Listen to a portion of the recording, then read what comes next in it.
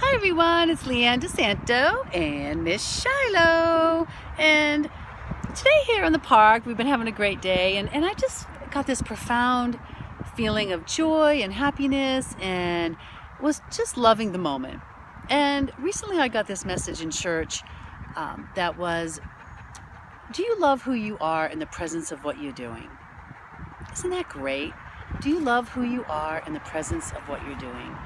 And today, yeah, I did. I love who I'm being for Shiloh. I love our time together.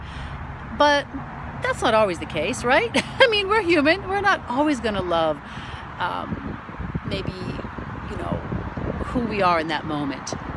For me, I know if I'm overtired, if I'm hungry and have the food crabbies, or if I'm, just in a mood where I'm just more impatient, I haven't, gotten the sleep I need, the nourishment I need, the just those, basic kind of fundamentals, then I'm not always going to love who I'm being in those moments, and I think it's important to recognize that and kind of admit it, right? We're not always gonna feel that. We're gonna feel like, I'm just not in the best way right now. I'm not being my best self right now. I'm not putting out the love and the support and the kind of the vibes and the mojo I want to put out, right?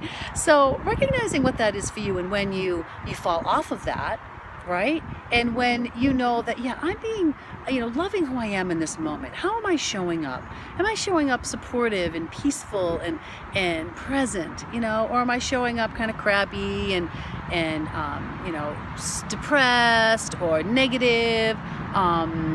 And one thing I know for me that gets me completely out of that is when you're being of service to someone else. When I'm being of service to Shiloh and I'm throwing her the balls and having fun, I can't help but love those moments and love who I'm being. But when you get out of your own head and out of your own mood or circumstance or condition and say, I'm gonna go out and serve someone else. It can be the smallest thing.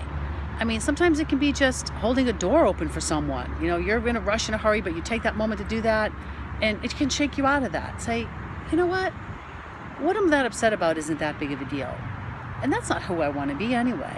It's not good for you emotionally. It's not good for you physically. So think about what that is for you today, and how you can love who you're being in the presence of what you're doing. Even the tasks that you don't want to do, even the vacuuming and the washing the dishes or the doing the homework with the kids. Sometimes that can be a little challenging, right? Sometimes I find myself when I'm doing that with my daughter, I'm like, ooh, I feel this frustration rising up. Like, okay, take a breath. I want to be present for her, and I want to love who I'm being in this moment for her. So think about what that is for you today, and just, if there's something that you're about to say that isn't loving or supporting or peaceful or going to enhance a situation or, enhance someone else, then maybe take a step back and just don't say it. And that can be really, really tricky, because there's moments where we're just in reaction and things come out and you just want to pull those words back in your mouth. And if that happens, again, you're human. And the best thing to do is just come full circle and go right to that person and say, gosh, I'm so sorry.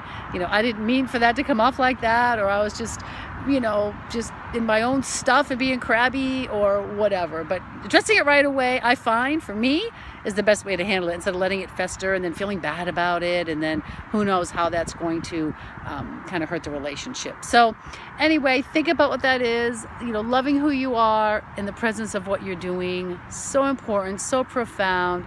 Be vulnerable, be in service.